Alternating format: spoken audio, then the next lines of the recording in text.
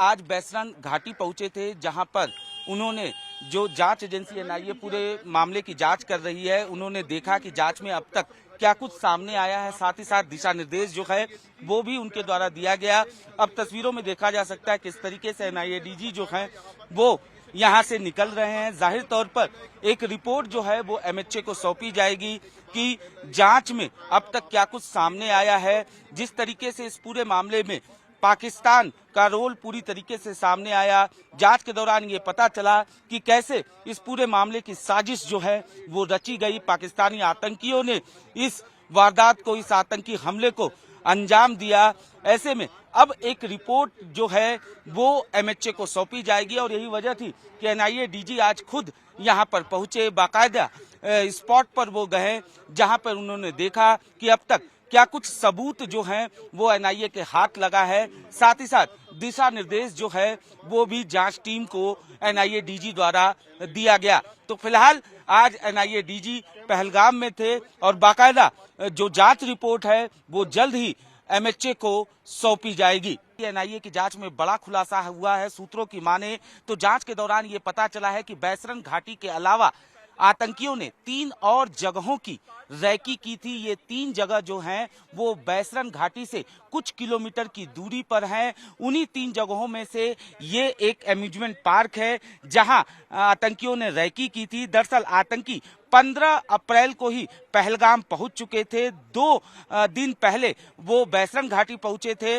वहां पे उन्होंने रैकी की थी और जांच के दौरान ये पता चला है कि इस एम्यूजमेंट पार्क की भी रैकी की गई थी। लेकिन एग्जिट पॉइंट जो है वो न होने की वजह से, साथ ही साथ सुरक्षा यहाँ पर जो मौजूद थी उसकी वजह से, और ये जो एम्यूजमेंट पार्क है यहाँ से चंद कदमों की दूरी पर पुलिस स्टेशन है और यही वजह है कि इसके बाद आतंकियों ने एम्यूजमेंट पार्क में अटैक करने का प्लान जो है वो ड्रॉप किया और यहां से महज 5 किलोमीटर की दूरी पर बैसरन घाटी पर अपना टारगेट जो है वो सेट किया। तो जाहिर तौर पर एनआईए पूरे मामले की तफ्तीश कर रही है, लेकिन ये एम्यूजमेंट पार्क जिसकी बाकायदा रैकी की गई थी, लेकिन यहाँ पे जिस तरीके की सुरक्षा थी, एग्जिट पॉइंट नहीं था और पुलिस स्टेशन बगल में था, जिसकी वजह से आतंकियों ने अपना प्लान ड्रॉप किया। यहाँ पर काफी संख्या में पर्यटक जो हैं वो आते हैं, चूंकि तस्वीरों में देखा जा सकता है किस तरीके से यहाँ पे बच्चों के लिए झूले हैं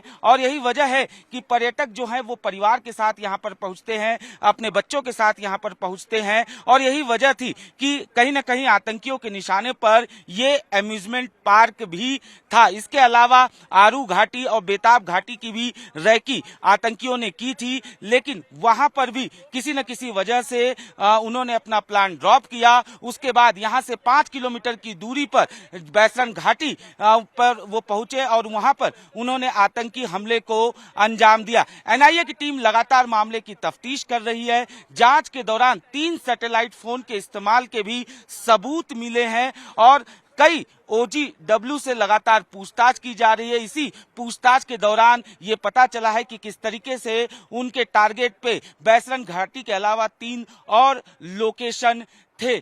तमाम OGW से इस वक्त पूछताछ की जा रही है। जांच के दौरान ये भी पता चला है कि कुछ OGW ने बाकायदा मदद की थी और यही वजह है कि कुछ लोगों को अभी भी हिरासत में लिया गया है, उनसे लगातार पूछताछ की जा रही है। कुछ लोगों को गिरफ्तार भी किया है जिन्होंने बाकायदा इन आतंकियों की मदद की थी इस आतंकी हमले को अंजाम देने के लिए। तो फिलहाल एनआईए की टीम जो है वो मामले की तफ्तीश कर रही है। कल एनआईए की टीम बैसरन घाटी भी पहुंची थी, वहां से भी तमाम सबूत इकट्ठा किए गए हैं, 3D मैपिंग की गई है, रिक्रिएशन किया गया है और बाकायदा एनआईए की टीम जो है वो चश्मदीदों को लेकर बैसरन घाटी पहुंची थी और वहां से सबूत इकट्ठा करने की कवायद की गई थी। तो बड़ा खुलासा जिस तरीके से आतंकियों ने इस आतंकी वारदात को अंजाम दिया, न सिर्फ बैसरन घाटी बल्कि इसके अलावा 3 और लोकेशन की बाकायदा रैकी की गई थी, जिसमें से ये एम्यूजमेंट पार्क भी शामिल है। तो फिलहाल एनआईए लगातार मामले की तफ्तीश कर रही है और जो OGW हैं उन पर शिकंजा कसा जा रहा है। 4 OGW के बारे में पता चला है कि उन्होंने बाकायदा मदद की थी इन आतंकियों की। तो फिलहाल एनआईए लगातार जांच कर रही है और एनआईए को इस आतंकी हमले से जुड़े तमाम सबूत मिल रहे हैं। कैमरामैन आर के यादव के साथ अनुज मिश्रा, टाइम्स नाउ नव भारत, पहलगाम।